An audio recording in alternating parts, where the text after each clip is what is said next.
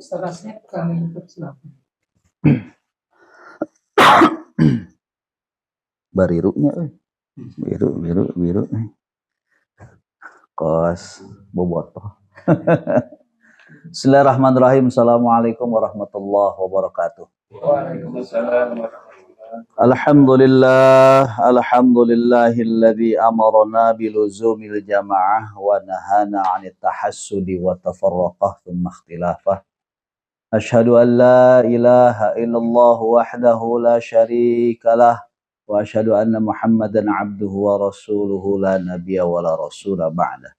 Allahumma shalli wa sallim wa barik ala nabiyyina wa rasulina Muhammadin wa ala alihi wa ashabihi wa man tabi'ahu bi ihsanin ila yaumiddin, amma ba'du.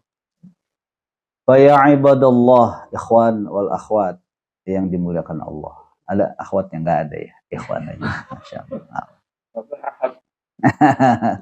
Rahimakumullah. Qala Allah Ta'ala fi kitabil karim, a'udzu billahi minasyaitonir rajim. Bismillahirrahmanirrahim. Ya ayyuhalladzina amanu isbiru wasabiru warabitu wattaqullaha la'allakum tuflihun. Ayat dari surat apa itu? Baqarah. Ayat terakhir. Terakhir enggak? Apa Al-Imran? Al-Imran ayat 200. Itu ayat yang suka disampaikan sama Amir Ukhwah. Isbiru wasabiru warabitu. Nah itu. Ana teringat ayat itu yang menyampaikan ke ana Bapak Wawan Amiruddin. Selalu menyampaikan itu. Oh ternyata memang beliau orang ukhuwah. Jadi harus robitu. Nah, para hamba Allah yang dimuliakan Allah, alhamdulillah bersyukur kita pada Allah Subhanahu wa taala. Bersyukur. Kita setelah diberikan nikmat. Kalau kita kembali ingat kepada perkataan Imam, ini kalau misalnya diingat-ingat kembali, ada nggak salah satu perkataan Imam yang seakan-akan itu dari sekian banyak materi yang disampaikan ada satu yang menarik perhatian, eye catching-nya ya. Tentang nikmat. Imam tuh suka nanya, mahiyan ni'mah. Dan Imam sering mengambil atau mengutip arti per kalimat itu dari kitab apa namanya? Nama judulnya Al-Mutaradifat fil Quran, Al-Asfihani. Nah, itu dia. Mahiyan ni'mah. Apa yang disebut dengan nikmat? An-ni'matu hiya halatul hasan. Nikmat itu adalah kondisi yang baik. Nikmat adalah halatul hasan. Ini ana pernah disampaikan juga materi ana ketika ngisi umahat nih di rumahnya beliau, Rois Dirmantung. Siang-siang waktu itu aneh suaranya agak serak. Baik para Allah. An-ni'matu hiya halatul hasan, kondisi yang baik. Jadi nikmat itu bisa kita rasakan dengan dua cara. Pertama, kita rasakan dengan cara fisik. Yang kedua dengan cara ruhani. Ya. Materi dan apa tuh? Kalau misalnya moral dan material gitu ya. Atau fisik dan rohani. Kalau fisik yaitu nikmat yang luar biasa secara keduniaan. Kesempurnaan badan kita. Kemudian kenikmatan, kemudahan dalam hidup. Ya, kita punya motor lebih cepat, nikmat. Kita pakai sepeda yang tadinya nggak punya, nikmat. Sekarang motor pakai listrik, nikmat lagi. Apalagi punya rumah yang tadinya nggak punya rumah, nikmat. Anak kita sehat sampai sekarang, nikmat. Sekarang anak kita masuk dari SD ke SMP terus sampai kuliah, nikmat itu ya. Istri kita taat sama kita, nikmat. Itu mata kita bisa melihat dan semuanya kesempurnaan itu nikmat. Yang kedua yang nikmat yang bersifat ruhani apa contohnya? Hidayah. Nah, itu hidayah. Jadi orang yang punya nikmat semuanya tadi, kalau nggak ada hidayahnya, berarti belum dapat nikmat tuh. Orang punya mobil, punya rumah, punya gaji gede, badannya besar, tapi nggak sholat, nggak nikmat. Berarti dia belum halatul hasan. Ya. Tapi jika pandangan yang melihatnya adalah orang yang beriman, maka cenderung nikmatnya itu dia akan lebih berat, titik beratkan kepada nikmat hidayah. Nggak terlalu ke nikmat yang sifatnya fisik. Kenapa? Kalau misalnya di hal-hal yang fisik ini dia nggak nikmat, tapi nikmat hidayah masih ada, dia nggak masalah. Sakit, tapi dia masih dalam Islam, nggak ada masalah dia. Gitu ya. Miskin, tapi dia masih ingat sama Allah, masih nikmat itu. Gitu. Terus apa lagi? Dia masih bisa sedekah. Ada orang yang kaya tapi nggak sedekah, walaupun sedikit nikmat, dia dapat hidayah tentang hidayah itu. Terus misalnya sakit apapun, makanya Rasul ketika ada sahabat yang sakit, siapapun yang sakit, Rasul katakan, la ba'sa tahurun insyaallah, nggak apa-apa, ntar juga sembuh, gitu, nggak apa-apa. Padahal sahabat bagaimana gitu kan sakitnya ya. Ketika Ubay bin Ka'ab sakit, badannya panas semuanya, Rasul bilang, la ba'sa tahurun insyaallah, nggak apa-apa, gitu ya. Seakan-akan Rasul tuh memberikan perhatian terhadap kesulitan dunia itu, bukan sebuah musibah yang besar gitu. Makanya ketika Al-Quran mengatakan bahwa orang yang diuji dengan rasa takut, dengan apalagi tuh, kekurangan harta, ditinggalkan nyawanya oleh orang-orang yang dia sukai, atau gagal panen, nggak apa-apa katanya. Padahal beri kabar baik kepada mereka, kan gitu ya. Gimana ayatnya tuh? Liyabluwakum apa? Minal khaufi wa lanabluwannakum bisyai'in minal khaufi wal ju'i wa naqsin minal amwal wal anfus wa thamarat wa basyiril sabirin. Jadi mereka itu diberikan kabar baik. Udah, tenang aja lah, ba'sa turun insyaallah, enggak apa-apa. Pokoknya kalau kamu sabar, kamu baik semuanya. Tapi kalau misalnya di hidayahnya enggak ada, Masya Allah. Wa may yusaqillah wa rasul min ba'di ma qad tabayyana lahul huda wa yattabi sabila ghairal mu'minin nuwallihi ma tawalla wa nuslihi jahannam wa yasla sa'ira. Barang siapa yang menentang Allah dan Rasulnya setelah datang hidayah kepadanya, ya, petunjuk, lalu dia malah mengikuti jalan orang-orang yang tidak beriman, maka Allah akan nuwallihi ma tawalla, akan dijauhkan sejauh-jauhnya musibah. Kenapa? Kalau orang beriman kan melihatnya akhirat kan, wal akhiratu khairun liman ittaqa, dan akhirat itu lebih baik bagi orang-orang yang bertakwa. Jadi dunia mah bukannya tujuan dia, hanya sebatas ya persinggahan saja, halte ya, kata Nabi, halte saja. Tujuan aslinya adalah nanti di akhirat, makanya dia cari cara gimana supaya kehidupan aman tuh hanya di akhirat. Di dunia nggak ada masalah, walaupun dia hidupnya. Rasul begitu kan, ketika Rasul berbaring di atas tikar yang terbuat dari kulit, kemudian Umar datang, Umar melihat nangis. Kenapa menangis ketika Rasul bangun?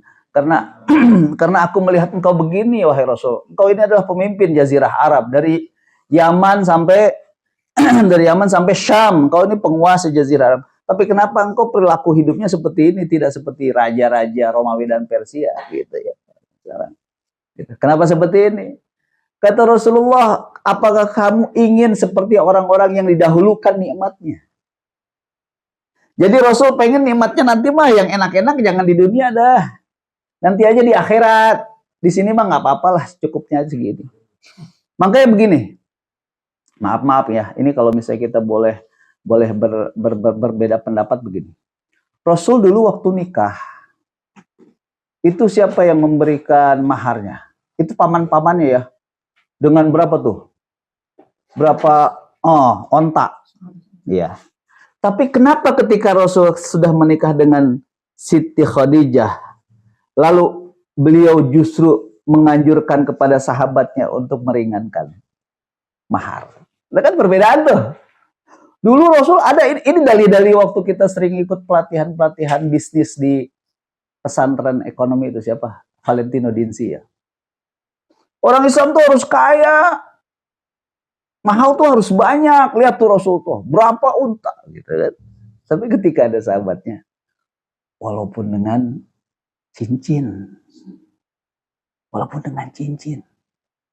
mahar tuh murahin, jangan terlalu mahal-mahal. Ini ada sebuah perbedaan ya. ketika Rasul sebelum diangkat menjadi nabi, Rasul mengikuti kebiasaan paman-pamannya yang ketika itu harta dinaikkan. Tapi ketika Rasul sudah mendapatkan hidayah, memperlakukan kepada sahabat supaya hidup sederhana. Jadi Rasul tidak menganjurkan kaya, tidak. Tapi jika ada kekayaan, hati-hati. Kenapa? Karena itu menjadikan akarnya hubud dunia. Orang kalau udah kaya, udah. Dulunya bilang, saya kalau udah punya motor, saya pasti gitu. Saya punya mobil pasti gitu. Tapi pasti kasih nih, motor sama mobilnya, lupa udah semua. Gitu kan? Kan gitu kan? Oh, motor cuma satu, kalau ada dua nih gampang mati kalau saya. Kasih dua, masih tetap juga gitu. Manusia tuh gitu. Gitu. Izhad fid dunya yuhibbakallah, wazhad alam alan nas yuhibbakan nas. Merasa cukuplah kamu terhadap dunia, Allah suka. Dan merasa cukuplah kamu terhadap apa yang dimiliki manusia, kamu disukai manusia. Jadi Allah telah menjadikan segala di dunia ini sebagai perhiasan. Kamu merasa cukup, jangan ada ambisi, itu Allah suka. Tapi kamu hidup di dunia, di sekeliling manusia, manusia punya ini dan itu, kamu jangan ambisi untuk memiliki harta mereka. Kamu pasti disukai oleh manusia, kan gitu kan? Kalau kita hidup sama tetangga nih, tetangga punya apapun kita nggak sirik. Itu kan tetangga aman itu. Punya motor baru, assalamualaikum, kita puji. Ah, bagus banget, masya Allah, motornya bagus gitu. Nanti ujung-ujungnya kita bakal dipinjemin sama dia. Kenapa? Oh, ini orang yang baik nih. Nggak sulit sama kita, nggak susah sama kita, nggak sirik, apa. Akhirnya, mau ikut nggak? Akhirnya kita nikmatin juga tuh motor bagus. Kan begitu. Rasulullah benar-benar ngajarin kita seperti itu. Jadi, sekali lagi, tadi kembali kepada nikmat, bahwa nikmat itu bisa dirasakan dengan dua cara. Yang pertama bersifat fisik, yang kedua bersifat rohani. Fisik itu adalah kesempurnaan nikmat dunia, rohani adalah kenikmatan hidayah tadi ya. Jadi manusia orang yang bertakwa akan titik beratnya ke hidayah, bukan ke fisik. Kenapa? Karena jika kenikmatan fisik itu digunakan tanpa hidayah, maka justru akan memberatkan kita. Nah, lalu bagaimana sikap kita tatkala kita mendapatkan nikmat? Rasulullah SAW memberikan contoh. Ketika beliau sholat, kakinya sampai pecah-pecah, ya tafattor. Ketika ditanya sama istrinya, kenapa engkau melakukan seperti ini, wahai Rasulullah? Qad ghufira laka ma taqaddama min dzambik. Engkau itu sudah diampuni dosanya. Kenapa kau ibadah sampai seperti ini, kakinya pecah-pecah? Gitu kan? Apa jawaban Rasul? Afala akuna abdan syakura. Apakah aku tidak boleh menjadi hamba Allah yang pandai bersyukur? Jadi salah satu cara agar kita dapat mensyukuri nikmat itu adalah dengan rajin ibadah. Jadi kalau misalnya ada yang nanya, kenapa lu sholat? Supaya gue menjadi orang bersyukur. Bersyukur apa? Gue udah dikasih banyak nikmat oleh Allah. Gue harus terima kasih sama dia. Caranya gimana? Taat. Gitu. Walaupun sampai tadi tuh kakinya ya. Jadi Rasulullah nggak memperhatikan walaupun kakinya pecah-pecah, nggak apa-apalah. Ini mah dunia, nanti bakalan diganti segala sesuatu. Kita pernah nggak sholat sampai pecah-pecah? Nggak pernah. Pegel, iya. Capek, pernah, iya. Kalau sampai bengkak-bengkak, pecah-pecah kayaknya kita nggak pernah ya Pak ya? Nggak pernah kita. Tapi memang Rasul seperti itu. Kalau nggak memaksakan umatnya untuk melakukan ibadah. Kalau misalnya, Anda pernah di Lampung ya, di Lampung. Ayahnya Ustadz Nur Hamid kalau nggak salah. Beliau sholat di depan aneh. Ketika rakaat pertama itu berdiri, rakaat kedua duduk, nggak kuat dia. Gitu. Rasul dulu waktu masih umur-umuran 40 ke 50 bulan sampai 60, itu Rasul sholat sholat malamnya masih 11. Tapi ketika Rasul sudah di rumah, jarang keluar, badannya udah agak gemukan, sholatnya 7. Sholat malamnya itu. Jadi tidak ada paksaan bagi kita, ya. Justru amalan yang berlebihan ditegur oleh Rasulullah. Siapa sahabat yang amalnya berlebihan? Abdullah bin Amr bin As. Putranya siapa? Amr bin As. Amr bin As punya sahabat seorang raja. Siapa rajanya? Raja Habasyah. Najasyi kan. Waktu siapa? Waktu sahabat-sahabat hijrah ke Habasyah kan. Wah, ini hijrah ke daerah temenan, ini daerah Habasyah, disusul sama dia kan. Alih-alih supaya dia omongannya didengerin, malah Raja Habasa mendengarkan. Siapa? Ja'far ya, Ja'far, Masya Allah ya. Abdullah bin Amr bin As itu anaknya Amr bin As. Ketika menikah, istrinya nggak pernah dijamah. Akhirnya datangin nama Rasulullah. Jangan begitu. Semuanya itu punya hak, mata punya hak. Terus kita juga butuh tidur. Istri kamu juga membutuhkan engkau. Jangan begitu. Apa benar katanya? Seperti yang disampaikan oleh orang lain, kamu itu puasanya bisa tiap hari. Jangan buat tiap hari. Pokoknya, akhirnya dikasih tahu tuh. Puasa itu sebulan 3 kali. Kalau kamu bisa lebih dari itu, seminggu 2 kali. Kalau bisa lebih dari itu, udah 1 hari libur, 1 hari puasa. Seperti puasa Nabi Daud. Gitu ya. Nah dia bisa seperti itu Rasul. Saya bisa lebih dari itu Rasul. Tidak ada yang lebih afdal. Kecuali dari amalan puasanya Nabi Daud itu. Artinya, kalau sudah ditetapkan, kita jangan melebihi sesuatu. Makanya, ya ayyuhalladzina qul li'ibadiyalladzina asrafu ala anfusihim. Katakan Muhammad terhadap hambaku yang melampaui batas. Jadi ada batasan-batasan Allah dan Rasulnya, dia lampaui dengan dalih mungkin tadi itu. Saya bisa lebih dari itu. Padahal kalau misalnya memang diiyakan oleh Rasul dan kamu harus konsekuen, itu akan memberatkan diri kamu sendiri gitu. Kan gitu ya. Wa'lamu anna fikum Rasulullah law yuti'ukum fi katsirin minal amri la'anittum. Rasulullah ada di tengah kalian. Jika kamu melakukan sesuatu melebihi daripada sesuatu yang telah ditetapkan oleh Rasulullah, maka justru hal itu akan memberatkan kamu. Rasul misalnya menyontohkan sholat 5 waktu. Saya mah bisa lebih dari 5 waktu. Rasul bilang, ya udah kalau gitu untuk kamu sholatnya 6 waktu aja. Nanti kamu akan merasa sulit ketika kamu tidak bisa. Gitu. Sholat subuh 2 rakaat. Udah 2 rakaat aja walaupun kamu mampu. Subuh masih seger 6 rakaat. 2 rakaat aja. Gitu ya. Jangan kita melebihi sesuatu. Jadi nikmat kembali lagi, salah satu untuk kita bersyukur dari nikmat tersebut adalah tadi apa gimana? Rajin ibadah. Yang kedua, kata Rasulullah, "Ungzuru ila man huwa asfala minkum. Wala tangzuru ila man huwa fawqakum. Dzalika ajdaru alla tazdaru ni'matallahi 'alaikum." Lihatlah oleh kalian orang-orang yang kondisinya itu lebih rendah dari kalian. Dalam hal nikmat ya. Alhamdulillah Ustaz Lili punya rumah bagus, misalnya walaupun ngontrak. Ada orang yang ngontrak cuma sepetakan. Bersyukur. Gitu ya. Jadi lihatlah orang-orang yang kondisi nikmatnya itu lebih di bawah dari kamu. Jangan melihat khusus dalam kondisi ini ya, dalam kondisi nikmat dunia nih, orang yang di atas kamu. Kenapa? Karena kamu nanti akan berangan-angan terus. Dia mah enak ya punya rugi. Saya. Gitu kan. Enak dia punya motor ini. Saya pengen beli ini. Padahal motor kita udah sama-sama juga fungsinya itu. Tapi dia nggak pikirin. Justru dia bisa sampai sekarang itu karena motor itu. Gara-gara. Kadang-kadang kita seperti itu. Kita.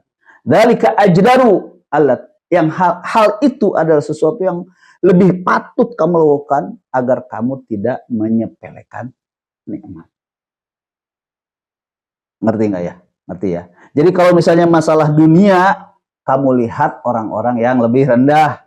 Tapi kalau masalah agama, lihat yang lebih tinggi. Ada satu hadis yang mengatakan, la hasada fitnatain. Tidak dikatakan hasad terhadap 2 hal. Rajulun atahullahu bihil Qur'an wa huwa yaqumu bihi ana al-laili wa ana an-nahar. Yang pertama, tidak dikatakan hasad seseorang jika dia melihat kepada seseorang yang Allah berikan ilmu agama, lalu dia praktekkan setiap hari, ana al-laili wa ana an-nahar. Maka hal itu bukan hasad namanya.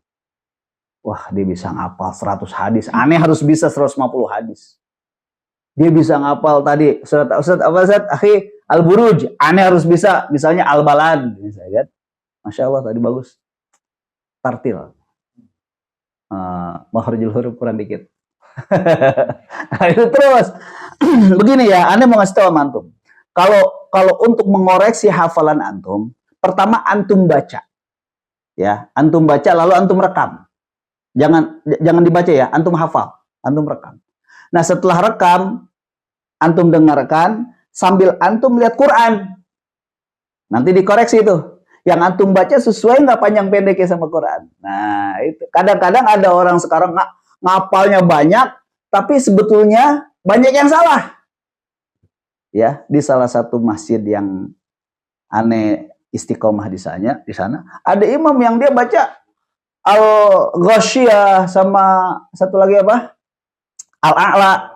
Dua surat yang disunahkan oleh Rasul untuk dibacakan ketika sholat Jumat itu. Itu hafal bener.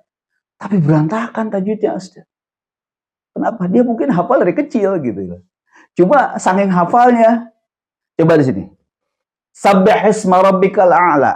Alladzi khalaqa fasawwa. Walladzi qaddara fahada. Walladzi. Yang ketiga lebih panjang. Tapi banyak orang yang sama tuh. Al-atakah. Sabbihisma rabbikal a'la. Alladzi khalaqa fasawwa. Walladzi qaddara fahada. Walladzi akhrajal mar'a. Lihat antum lah. Nanti lihat. Itu yang ketiga lebih panjang. Iya. Nah, itu diperhatikan itu. Iya. Fa'aqaruha fadamdama alaihim rabbuhum. Nah, itu juga banyak yang apa. Jadi gitu. Pertama antum baca nih. A'udzu billahi minasyaitonir rajim. Bismillahirrahmanirrahim. Udah antum lihat Quran. Set. Oh, Quran ini panjang. Aneh tadi baca pendek berarti hafal. Padahal udah hafal banget itu. Ya, padahal udah hafal banget itu. Terus kita kaji terus bacaan Quran itu. Nah, jadi tidaklah dikatakan, kembali lagi kepada hadis tadi, tidaklah dikatakan seorang itu dikatakan hasad jika dia melihat kepintaran seseorang atau anugerah yang Allah berikan berupa pemahaman Al-Quran yang tinggi, kemudian dipraktikkan tiap hari. Anak pengen seperti dia. Anak pengen seperti dia. Dia rajin ke masjid. Anak pengen seperti dia. Kok susah banget ya Allah, pas denger ajan dia mau langsung.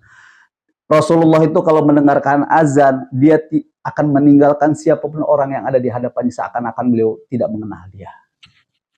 Bisa nggak kita kayak gitu?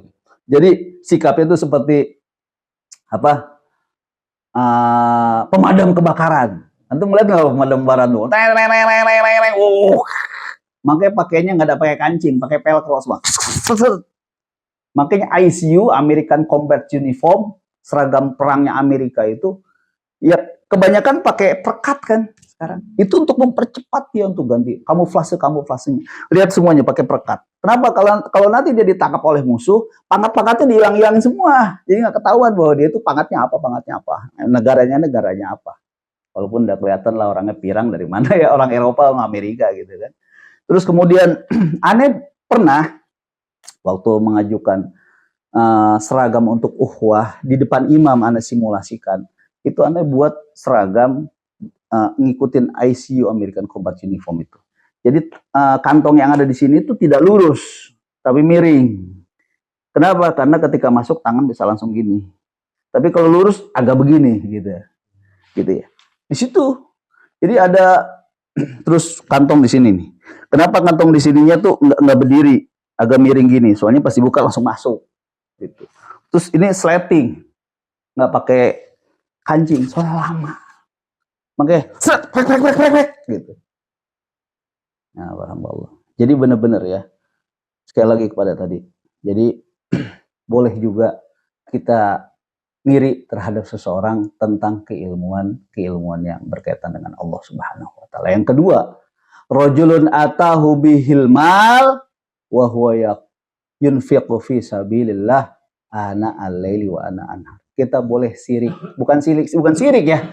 Iri terhadap seseorang yang diberikan harta dan dia menginfakkan setiap hari siang dan malam di jalan Allah. Boleh tuh. Siapa Agnia di kita, siapa Agnia? Yang motor paling bagus ya. Yang motor paling bagus. Yang punya mobil. Yang punya mobil. Bang Ahya. Udah jual. Yang rumahnya paling gede, Iskandar. Boleh kita ngiri. Rumahnya gede banget ya, andai kata aneh. Dikasih sama Allah rumah gede. Dia ngayal lagi, andai kata. Ngayal malah ya Allah, nggak bisa-bisa. Masya Allah. Nah, subhanallah. Ya jadi ya, tapi dalam hal keduniaan kita nggak boleh melihat yang tinggi-tinggi, melihat yang rendah-rendah, agar kita tidak merendahkan atau tidak menyia-nyiakan nikmat kita, supaya kita bersyukur terus nikmat kepada Allah. Jadi tadi cara bersyukur gimana tadi? Yang pertama adalah dengan tajid taat ibadah, yang kedua adalah dengan melihat orang lain. Ya. Kemudian juga tentang saudara-saudara kita di Palestina, kita ngiri juga sebetulnya. Kita kasihan cuma ngiri. Luar biasa ya, aneh kemarin dikirim Ustaz Arif, antum yang ngirim apa? Siapa yang ngirim ya? Yang anak kecil lari-lari, ya Allah, di Palestina tuh. Antum ya? Lihat tuh anak kecil, orang tuanya nggak ada, rumahnya hancur, yang dicari Allah gitu. Iri kita, anak kita juga kita gitu. Enggak. Mereka masih pada kuat-kuat hatinya. Masih tetap gimana ya nyebutnya sama Allah gitu. Kalau kita lihat aja, kalau ada musibah apa bedanya kita mah? Dibawa ke masjid, tapi pada kagak sholat, tidur doang. Kebanyakan kita lihat aja. Waktu kemarin anak kemana? Iya. Bilang ya Allah, tapi ketika waktu masuk sholat dia kagak sholat. Waktu kemana Bang Arif, waktu kita ke gempa di mana? Cianjur. Itu aneh, ada teman aneh di atas dia di daerah atas. Itu bikin apa namanya masjid darurat, istilah darurat. Pindah ke situ, pakai tenda pindah ke situ. Azan zuhur lewat, asar lewat, pantesan aja gitu. Itu udah ditegur sama Allah gitu kan. Terus dia juga diistirahatkan di rumah ibadah, tapi dia masih kagak mau ibadah. Jadi teguran yang bagaimana lagi yang harus tegur? Dibandingkan dengan saudara kita yang di sana gitu. Ya Allah, mereka dekat sama Allah. Istilah kata, mendingan dikasih musibah lu ingat sama Allah. Kalau dikasih nikmat mah gak bakal ingat sama Allah. Naudzubillah.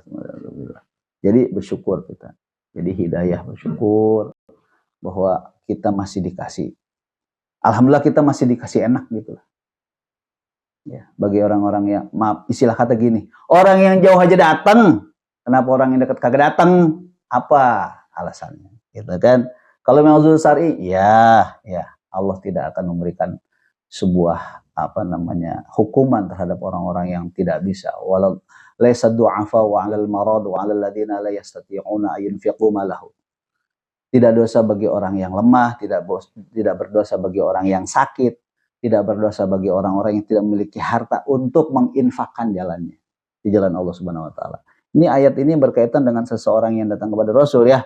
Ketika waktu masa perang dia nggak punya apa-apa di Rasul, ya Rasulullah, tolong bawa saya ke medan perang. Wah, udah nggak ada kendaraannya. Dia pulang dengan berjujuran air mata gitu kan. Akhirnya turun ayat tuh, nggak dosa bagi orang yang nggak punya apa-apa. Padahal dia sebetulnya pengen berperang gitu ya, nggak bakalan dosa.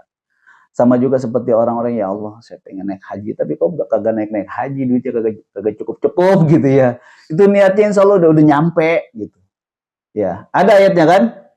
Wa may yakhruj min baitihi muhajiran ilallah wa rasul tsumma yudrikuhul maut faqad waqa'a ajruhu 'ala Allah. Barang siapa yang keluar dari rumahnya hanya mencari Allah dan Rasul, kemudian didahului dengan sebuah kematian, maka pahalanya sudah dapat gitu.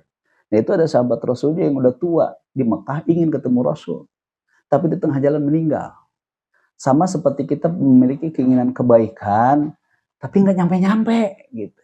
Sama seperti antum sholat, udah dari rumah berangkat nih sebelum adzan sampai masjid, maaf nih, mules, gitu kan. Akhirnya dia nggak ikut sholat ya. Insya Allah pahalanya dapat udah. Iya. Kalau itu mah udah qadarullah, kita mau diapain lagi? Bukan kita yang pengen kan kalau mules mah.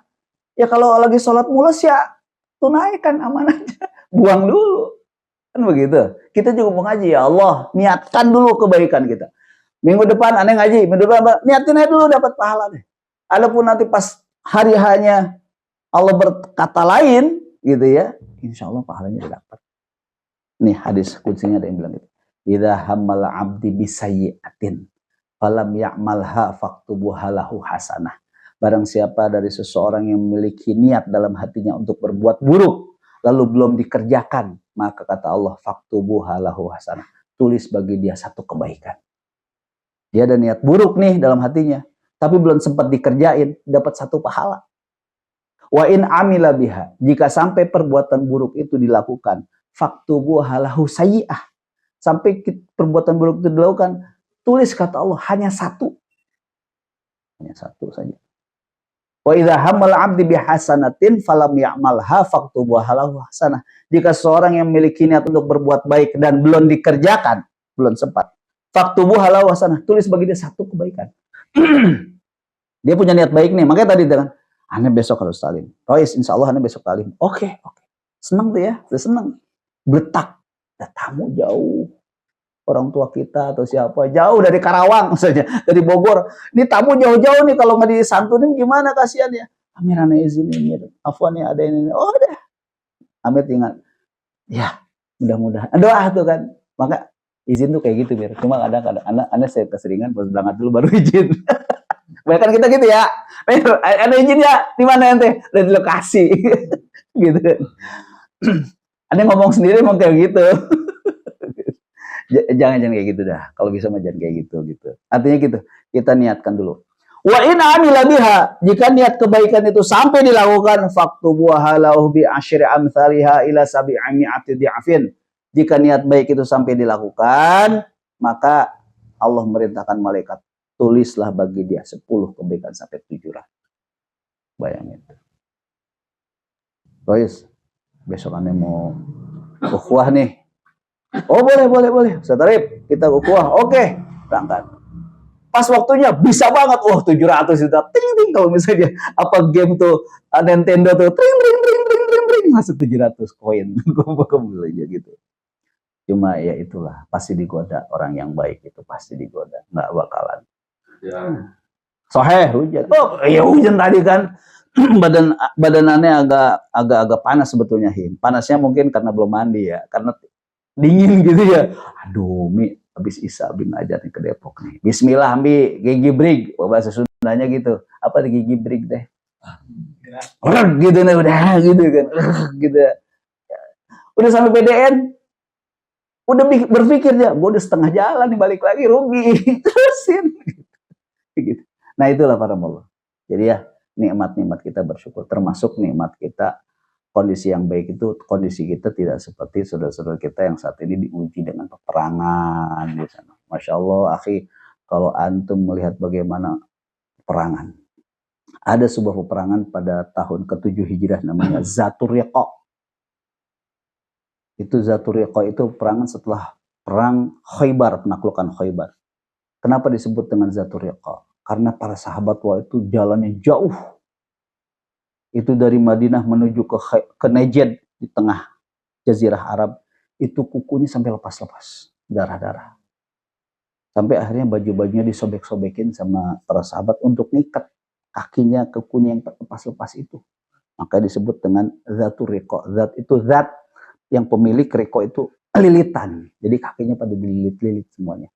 Sebetulnya perang itu tidak terjadi, cuma kejadiannya sampai seperti itu, sampai kakinya ya bisa dibayangkan long march jauh banget dulu dari Jawa Barat ke Jawa Tengah, pasukan Siliwangi itu harus melewati Sungai Serayu yang lebarnya waktu Ane ke Maos itu berapa? Bisa puluhan meter itu. Ada yang pernah ke Maos? Lewatin Serayu tuh.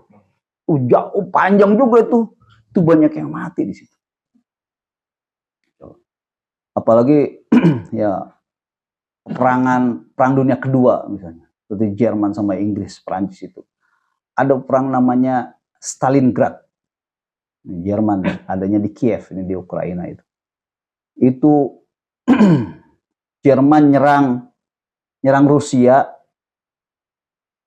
Itu Jerman udah bersiap-siap padahal, cuma dia dikalahinnya sama apa? Sama pasukan alami, yaitu masa dingin yang sangat ekstrim. Sampai dia itu mati kedinginan, kemudian orang yang masih hidup nyari teman-temannya, diambil organnya dimakan. Stalingrad sampai segitu. Itu masa dingin. Nah kalau sahabat nggak sampai kayak gitu, punya akhlak soalnya. Jadi perang-perang sahabat itu luar biasa, perangan yang punya akhlak lah. Kalau itu enggak tuh.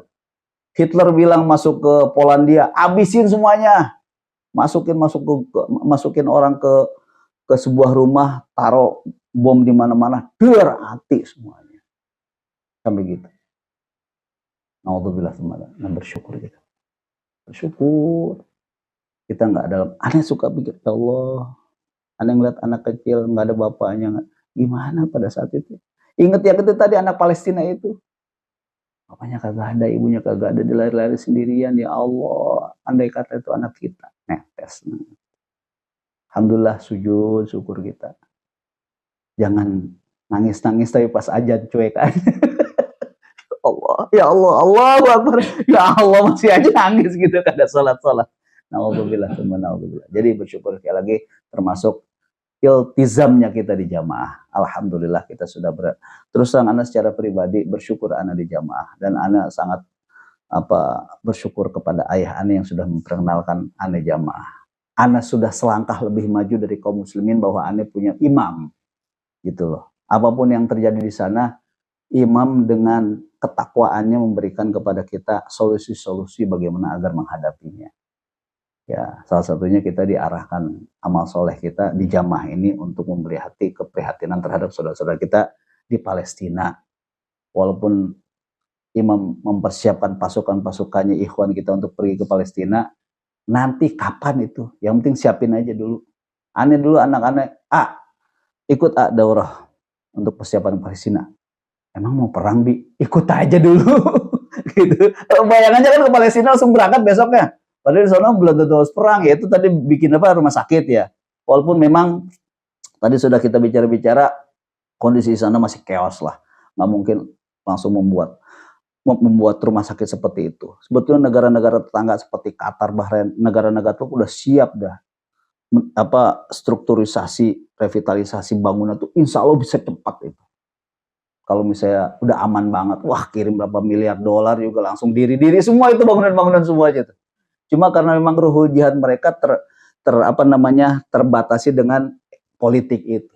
Bahwa negara-negara di Arab setelah mereka bisa dikalahkan. Dulu kan kekuasaannya itu dikuasai oleh Turki Utsmani. Perang dunia satu kalah. Akhirnya pemenangnya Inggris dan Prancis. Akhirnya tanah-tanah di Arab itu dikuasai oleh mereka. Maka ditimbulkanlah fanatik-fanatik kenegarawanannya itu. Artinya nasionalisme diangkatin semuanya. Dibikin bendera masing-masing. Lihat aja bendera-bendera orang Jazirah Arab itu. Itu nggak jauh dari 4 warna itu. Hitam, merah, hijau, putih. Itu dibalik-balik itu. Dubai gitu, Irak begitu. Gitu-gitu aja. Itu terjadinya foto ada perjanjian Sykes-Picot itu. Dari Sykes-Picot perjanjiannya masuk ke Balfour. Akhirnya pada pindah semuanya itu. Semuanya itu dulu negara Arab seakan-akan mereka diberikan jasa oleh negara-negara pemenang perang itu. Jadi ketika orang-orang Barat datang ke Arab itu dengan leluasanya. Soalnya kenapa? Kamu itu merdeka gara-gara saya. Gitu. Akhirnya Arab Saudi juga membiarkan kerjasama bisnis minyaknya antara Arab dengan Amerika, namanya Aramco itu. Sampai sekarang. Orang-orang Eropa merasa butuh terhadap minyak, ternyata minyak itu adanya di negara Islam. Akhirnya dia dengan senangnya dan dengan mudahnya datang ke, sampai sekarang semuanya itu disetir sama orang-orang Barat. Makanya sekarang juga kan nejed seperti itu. Jadi dulu yang menguasai itu adalah yang satu pihak ulama, yang satu pihak kerajaan. Ulama Abdullah bin Wahab kerjasama dengan Saudiyah, ya kan? Akhirnya memberikan legitimasi dengan hukum-hukum Islam kepada Saud untuk memberantas orang-orang yang ada di sekitarnya. Perang lah. Makanya kita menawarkan khilafah ke orang-orang Arab itu nggak bakal diterima. Kenapa? Karena mereka dulu perang sama Utsmani, yang notabene-nya khalifah, nggak mau diterima. Dulu di bawah kekuasaan Turki Utsmani. Setelah kalah Turki Utsmani karena bergabung dengan Jerman pada Perang Dunia I, akhirnya semuanya dipegang sama Inggris, Prancis. Udah dikobok-kobok, habis sudah. Negara dipotong-potong sana, potong-potong sana, kasih negara. Udah nasionalisme berdiri semuanya. Sampai sekarang. Akhirnya ukhuwah Islamiyahnya ada saudara kita yang tertindas dikarenakan campur tangan orang-orang barat, kita diam aja nggak bisa. Kenapa? Karena memang itu boneka-boneka semua yang ada di sana. Lalu kita bagaimana? Makanya tadi disampaikan, ketika orang Arab tampil itu tidak menentukan bahwa dia orang Islam. Jadi Islam itu tidak dipresentasikan dengan Arabnya seseorang gitu. Jadi jangan pakai jubah, pakai sorban, Islamnya bagus, nggak juga gitu. Ternyata banyak juga kan. Dia tuh di Dubai itu orang-orang joget-joget pakai jubah-jubah juga. Ya, naudzubillah. Laisal birra an tuwallu wujuhakum qibalal masyriq wal maghrib. Yang disebut dengan kebaikan itu bukannya datangnya dari barat dan bukannya datangnya dari timur. Bisa jadi orang yang lebih bertakwa datangnya dari timur, walaupun dia itu dari barat seperti orang-orang barat. Nah, itulah. Jadi para hamba Allah, kajian malam hari ini adalah nikmat yang tadi telah Anda sampaikan, yang bersifat spiritual dan moral dan material. Material yang bersifat dunia, yang spiritual yang bersifat ruh, yaitu hidayah. Semoga kita mendapatkan hidayah dari Allah Subhanahu wa taala dan diberikan rasa keistiqomahan untuk mentaati Allah dan Rasulnya melalui imamul muslimin. Barakallahu fikum. Assalamualaikum warahmatullahi wabarakatuh.